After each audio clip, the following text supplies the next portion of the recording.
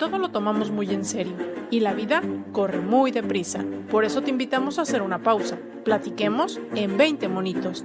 Nuestro anfitrión, Osvaldo Monos. Amigos de cabecera, qué gusto saludarlos. Bienvenidos a otros 20 monitos. Y hoy vamos a platicar de un tema que es muy importante y muy interesante, sobre todo en el tema de la mujer. Y para esto le agradezco mucho al doctor Naum Flores Chávez, quien nos acompaña el día de hoy, a que nos platique y nos alcance a sacar de algunas dudas sobre esto al respecto. Doctor, muy buenos días, qué gusto en saludarlo. Muchísimas gracias por el espacio y gracias por compartir este mensaje a la población. Y espero transmitir de manera sencilla las soluciones que tenemos y proponemos para abonar en esta lucha contra el cáncer de mama. El mes de octubre ya se ha caracterizado desde hace algún tiempo por ser el mes dedicado a esto, es todo el mes, a la lucha contra el cáncer de mama, pero tristemente hay que quitarle lo rosa, ¿no? De hablarlo de esta manera, hablarlo como en números más rojos, en números más sensibles. Y le pregunto, ¿qué tanto sabe la gente acerca del cáncer de mama que todavía seguimos padeciendo de manera exponencial todo esto? Sí, el problema del cáncer, como bien lo comentas, si bien el tema de rosa es un distintivo para asociar esta lucha, pues sí no tiene nada de rosa. Sigue siendo la Organización Mundial de la Salud ya clasifica el cáncer como una enfermedad crónico-degenerativa. El cáncer, y hablando específicamente de la mujer, el cáncer de mama y el cáncer cervicuterino pues siguen siendo los principales cánceres en la mujer. Aquí en Jalisco desde el 2002, el cáncer de mama pues es la principal causa de muerte por cáncer en la mujer. ¿Qué está pasando ahorita con el cáncer de mama? Lo que pasó en los 80s, cuando era la principal causa del cáncer cervicuterino, pues hicieron mucho, si ustedes recordarán, las campañas iban dirigidas a tómate tu Papá Nicolau, acude con tu médico, y gracias a eso pues se han visto algunos avances, pero ahora desde los años 90, a principios del siglo XX, pues el cáncer de mama ya se diagnostica más. Ha habido avances en el diagnóstico, entonces ya cada vez pues uno identifica más que muchas personas padecen la enfermedad y mueren por esta enfermedad. Entonces la población poco a poquito se está sensibilizando, poco a poquito con estas campañas que, como bien lo comentabas, el 19 de octubre es el Día Internacional, poco a poquito se ha extendido a todo el mes. Qué bueno, porque en un solo día no alcanzamos a dar todos los mensajes que queremos, ¿no? Entonces ya el consenso en la población es que poco a poquito están diciendo, caray, hay una enfermedad, sigue presente, no ha disminuido, seguimos más o menos con las mismas tendencias y hay que empezar a hacer acciones ya más concretas. En este aspecto, como lo dice, la gente se ha sensibilizado más. Obviamente hay más campañas, hay más información al respecto. ¿Dónde es donde hace falta atacar para que la gente termine de convencerse, sobre todo las mujeres que nos están viendo, que tienen que ir a hacerse una revisión continua o qué es lo que se tiene que hacer para que se motiven a dar ese paso que tanto hace falta? Primero, como lo comentamos, primero saber que las personas sepan que existe el problema. Una de las condicionantes que pasan muchas en esta enfermedad y en otras es que pensamos que a nosotros no nos va a dar, ¿no? Pensamos que nosotros somos ajenos a la enfermedad y nos pasa a los hombres, ¿no? ¿Cuántas veces cuando se habla de próstata, pues a mí no me va a dar? Incluso ahora con la pandemia, muchas personas ven las noticias y dicen, bueno, pasó esta situación en tal familia y pensamos que a nosotros no nos va a dar. Poco a poquito la mujer dice, sí me puede dar y tengo 3 acciones para hacer, que es en lo que se centran las acciones en el sector salud, ¿no? Primero, que la mujer sepa que después de los 20 años se tiene que revisar una vez al mes su glándula mamaria. ¿Qué se aconseja? Después de la primera semana de la menstruación, cuando el tejido mamario está más en reposo, pues que se revisen. Se acostumbra a aconsejar que durante el baño se hagan la exploración o cuando están acostadas se hagan la exploración. Ya una vez cumplidos los 25 años, acudir con un médico o con una enfermera. Anteriormente, pues muchas mujeres les daba pena ir con quién estaba en una unidad de salud, pues un hombre, ¿no? Un médico. Y a veces cuesta trabajo reconocerlo, pero todavía existen ciertos tabús, ciertos miedos, cierta pena de acudir con el médico. Pero ya ahorita hay enfermeras capacitadas, hay muchas doctoras. Ahora te estaba viendo que los médicos que están haciendo la especialidad en ginecología, ya hay más mujeres que hombres. Pareciera que no influye eso, pero sí influye. Entonces ya ahorita en muchas unidades de salud ya hay mujeres. Entonces, estas mujeres capacitadas, estos médicos capacitados, les van a hacer una exploración clínica de mama, hacer una exploración a fondo de buscar características de alguna lesión. ¿Qué características son las más clásicas de identificar si pudiera ser un problema de cáncer? Alguna bolita de características de firmeza dura, que esté adherido a los planos profundos, y no necesariamente que haya dolor o no. Muchas mujeres dicen, bueno, es que yo no siento nada, a mí no me duele nada, no tengo cáncer. El cáncer, hablando de cáncer de mama, no tiene que ver con síntomas. Ese es uno de los problemas en muchos cánceres, ¿no? Que como no da síntomas, y a veces, si son lesiones muy pequeñas, no se sienten, pues la gente piensa que está bien. Entonces, para eso ya viene la tercera acción. ¿Cuál es la tercera acción? Que una vez que cumplí los 40 años, voy a hacerme una mastografía. La norma oficial mexicana recomienda de los 40 a los 69 años hacerse la mastografía. ¿Por qué no antes? Bueno, porque técnicamente, recordemos que la mastografía es una radiografía, son rayos X, que técnicamente el tejido mamario de una mujer joven es muy denso. Entonces la imagen no nos va a dar las imágenes que queremos. La profundidad, ¿no? Sí, claro. Acuérdense que en la radiografía pues, se maneja en escala de grises. Entonces, si el tejido mamario es muy denso, hay mucha glándula, pues no se alcanza uno a ver. Entonces, las mujeres que son menores de 40 años dicen, bueno, entonces yo, ¿qué voy a hacer? ¿Qué herramientas tenemos antes de los 40 años? Pues un ultrasonido. Por eso, cuando van con un médico después de los 25 años, el médico valorará si es necesario hacer un ultrasonido. Vamos a suponer que se detecta alguna bolita. Entonces el médico va con las características que presente esta bolita, pudiera hacer un diagnóstico presuntivo y se va a apoyar con un ultrasonido. El ultrasonido le va a ayudar al médico a determinar qué características tiene esa lesión. ¿Se orienta a benigno o se orienta a maligno? Y entonces, si es necesario hacer otro estudio, pues ya el médico le dirá. Pero esto, hablando a grandes rasgos, son las herramientas que tenemos. Ya después de los 40 años hago la mastografía, y ahora con los adelantos que hay, antes las mastografías eran con equipos analógicos, eran equipos, pues, si bien es cierto que ayudaron mucho, pues ya son sustituidos ahorita con la era digital.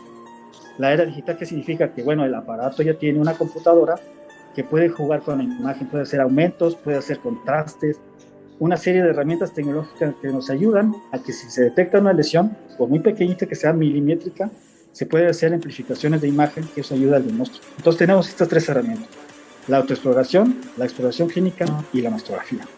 Sí, esto ya es como los ecos en cuarta dimensión, ¿no? Que ya podemos verle ahí hasta las lagañitas al bebé. Entonces, esa parte es muy importante, que pues tengamos, sobre todo de las mujeres, que tengan más confianza de que las cosas que les están haciendo, pues obviamente tienen una razón de ser, y que desde luego van a ayudarle a este problema. También se dice, ¿no? Y eso es lo que mucha gente cree, que al varón no le puede dar cáncer de mama, y sin embargo sabemos, aunque es en menor escala, sí existe esta posibilidad. Sí, el cáncer de mama en la literatura reporta menos del 1%. Afortunadamente hay muy poquitos casos. ¿Y qué herramientas tenemos con el cáncer, con el hombre? A veces en nuestras campañas se acercan hombres y dicen, bueno, háganme a mí la mastografía. Generalmente lo que aconsejamos es que acudan con un médico que lo revise, y generalmente nos ayuda mucho el ultrasonido. Sí se ha llegado a hacer alguna mastografía en el hombre, pero son casos seleccionados. Entonces, por cuestiones anatómicas, un hombre, si nos está escuchando, ¿qué debe de hacer? Si tiene algún factor de riesgo, si tiene algún pendiente, si se ha detectado algo, es acudir con su médico en su unidad de salud. El médico lo explorará, seguramente se va a apoyar de un ultrasonido, y dependiendo, como decíamos, si tiene algunas características por ultrasonido sugestivas de que hay que descartar alguna malignidad, pues se habrá que hacer quizá alguna biopsia. ¿Qué es la biopsia? Quitar un pedacito de la lesión y mandarla al laboratorio. Y algo importante que a mí me gusta mucho aclarar es: no toda lesión que se detecta en la mama, alguna bolita que se detecte, no quiere decir que es cáncer. Entonces, pero sí estamos obligados a descartar que sea cáncer. Claro. Eso es importante.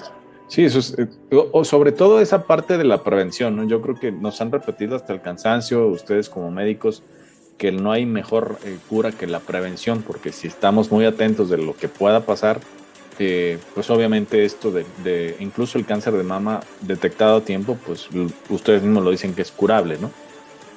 Sí, claro.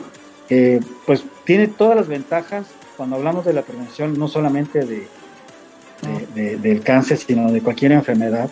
Una adecuada alimentación, hacer ejercicio, no comer exceso de grasas, pues una serie de factores así como que ayuda para toda la sociedad, nos va a ayudar. La prevención, hablando específicamente del cáncer de mama, que en el cáncer de mama se habla más de una detección temprana, ¿no?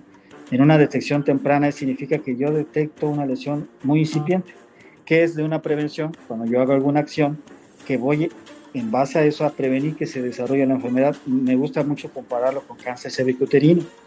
Un Papa Nicolau me va a dar una información de que las células del cuello de la matriz tienen algún cambio que puede sugerir que puede desarrollar cáncer. Entonces yo incido en esa célula con diferentes tratamientos, entonces yo prevengo que se presente el cáncer.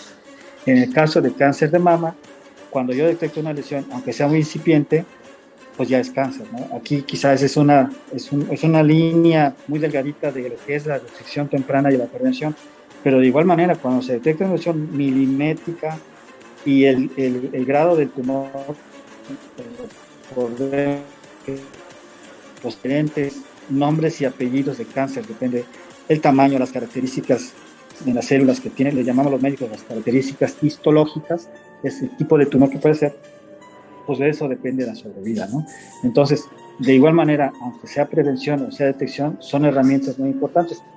Cuando se habla de prevención en cáncer de mama, pues tendríamos que hablar de qué factores de riesgo yo puedo incidir.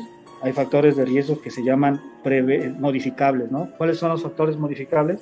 Bueno, prevenir enfermedades que se asocian con cáncer, como la diabetes, la hipertensión, la obesidad. Y hay factores de riesgo no modificables como los genéticos, aunque la asociación con factores genéticos, por ejemplo, si mi mamá, si mi abuelita tuvieron cáncer, se asocia un 5%, ¿no? Pero los factores más asociados son estos que se asocian, ¿no? Esta triada de diabetes, hipertensión diabetes, hipertensión y obesidad, pues se asocian más. Entonces, eso sí puede incidir, ¿no? Y en el caso de Jalisco, más o menos, ¿cómo andamos en cifras? O sea, es un estado obviamente que le ha dado mucha difusión a este tema, pero ¿cómo andamos en cifras? Pues el año pasado registramos 597 defunciones en todas las edades. En los últimos años nos hemos mantenido en ese rango, tanto en número de defunciones como en tasa. En tasa sí, a nivel nacional, comparándonos a nivel nacional, sí hemos avanzado. Para darnos una idea, en el 2012 actuábamos en cuarto, quinto lugar, y ahorita para el 2020 estamos en el lugar 12º. Ahora, eso es pues algo bueno, pues sí es algo bueno, pero bueno, eso es para fines estadísticos y de comparación. Pero Claro. 597 siguen siendo muchas. Y algo importante también, de estas 597 en el 2020, 27 fueron en menores de 40 años. ¿Por qué lo resalto? Porque muchas veces en la población se piensa que el cáncer de mama es para las personas mayores. Y las personas jóvenes se confían. Dicen, bueno, eso es una, ya cuando llegue a cierta edad me preocuparé. O, pues solo se le pasó a mi tía, a mi vecina, que ya son mayores de 60 años. Es cierto, el principal grupo de edad es de los 50 a los 60 años, es cuando se presentan mayor defunción. Y si una mujer de 25, 30 años o escucha del tema, dice, bueno, pues a mí me faltan otros 25 o 30 años. Pero lo más importante es que no se confíen. Hablando de los factores de riesgo, el 40% de las mujeres que han tenido cáncer de mama no tenían ningún factor de riesgo asociado. Estos que hemos comentado, los típicos que se describen es una menarca temprana, la primera menstruación antes de los 9 años, después de una menopausia después de los 52 años, no haberse embarazado nunca, no haber lactado, son factores de riesgo conocidos, ¿no? O los factores genéticos que comentaba, ¿no? Entonces hay mujeres que dicen, yo no tengo ninguno de esos factores y tengo 35 años, entonces yo no tengo riesgo. Sí se tiene riesgo, quizá tengo un riesgo menor, pero tampoco es para que se preocupe muchísimo, pero sí debe de saber que debe de hacer su exploración, tiene que acudir con su médico y si es necesario, pues hacer algunas otras cosas. Lo peor para prevenir una enfermedad, no solamente el cáncer, es que nos confiemos, que pensemos lo que decíamos al principio, ¿no? A mí no me va a dar. Exacto. Aquí en este punto me gustaría preguntarle acerca de, ya ve, hoy la estética es muy importante para muchos y en el caso de las mujeres que tienen implantes, ¿también tienen un riesgo alto o es igual que las demás? Y a menor tejido mamario hay menor riesgo, pareciera lógico, ¿no? Pero sí, cuando se hace un implante, queda tejido mamario, incluso hay una indicación de mastectomía, recordando la mastectomía es quitar la glándula mamaria. Hay diferentes casos, la más típica es por cáncer, es parte del tratamiento quirúrgico. Hay gente, por ahí hace unos años, algún artista de Estados Unidos hizo una mastectomía bilateral porque tenía factores de riesgo asociados genéticos importantes y salió hasta en las revistas, ¿no? Y la pregunta que decía, bueno, ella que ya se hizo mastectomía, ¿deberá tener un seguimiento? Sí, claro, porque la mastectomía quita el 95% más o menos del tejido mamario, pero queda un poquito de tejido mamario. Y ese tejido mamario tiene influencia hormonal. Y una gran importancia del desarrollo del cáncer de mama es una cuestión hormonal. Entonces, tanto la mujer que se hizo mastectomía por diferentes razones, o la mujer que tuvo implantes, también tiene que tener síntoma. La pregunta también es, ¿me debo hacer una mastectomía, una mastografía? Sí, también.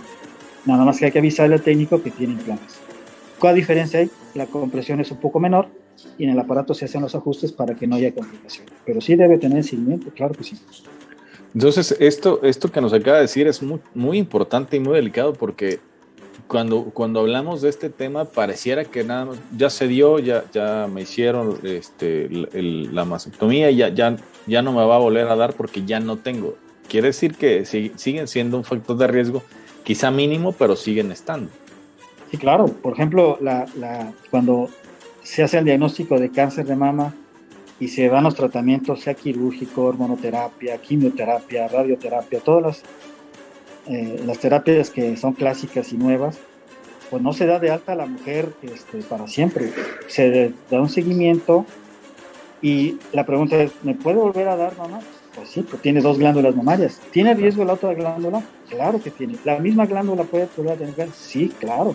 Entonces, seguimiento más o menos a 5 años, que es internacionalmente lo que se ve de sobrevida de los tratamientos, pues se sigue dando seguimiento con mastografía, con exploración y muy al pendiente del otro lado. Sí, claro, hay que darle seguimiento.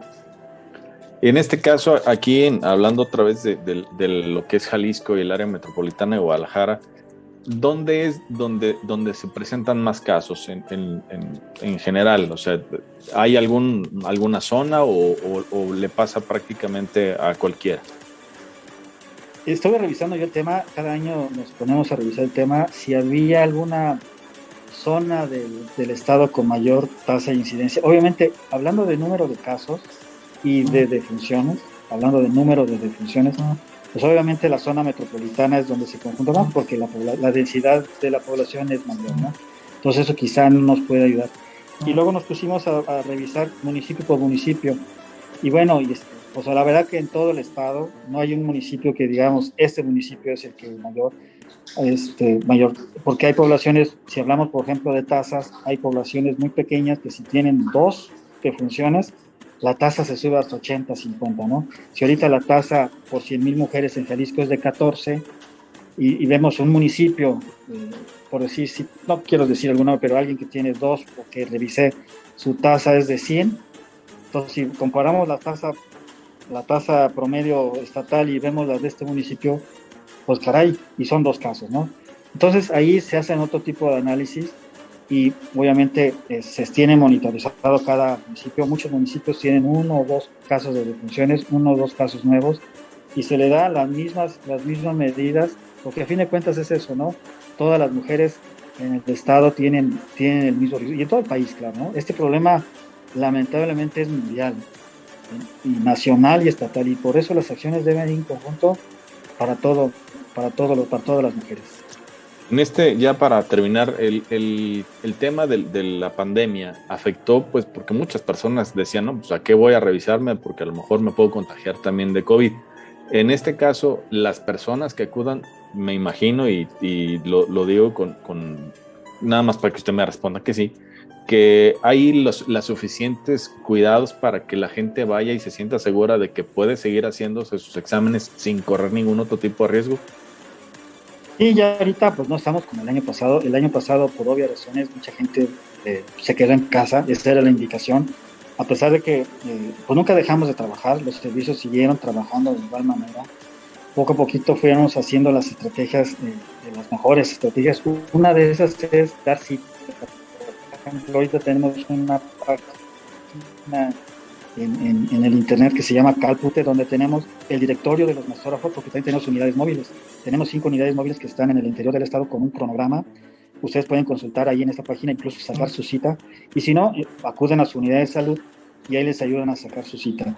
Y claro, ¿qué tiene de intención también dar cita? Que no se acumulen muchas mujeres. Nos pasaba que en octubre, cuando iba a una unidad móvil, no sé, por ejemplo, hablando de Ciudad Guzmán, a la plaza, en el centro del municipio, llegaban las mujeres y pues, todas se juntaban, ¿no? Y ahí teníamos 25, 30 pacientes en la misma hora.